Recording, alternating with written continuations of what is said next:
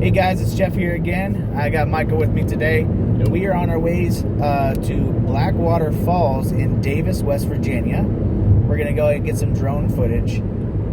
Today I think we're going to try a couple different variations of shots. Some straight down, some straight ahead and stuff like that. I'm going to be shooting 4K at 24 frames a second as well as 4K in 60 frames a second depending on the circumstances.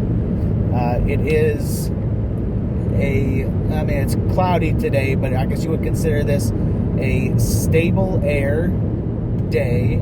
There is a good bit of visibility.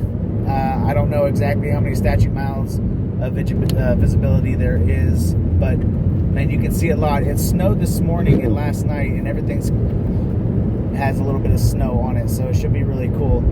And Blackwater Falls is it's already known for being like a really beautiful place. So with snow on it, who knows what we're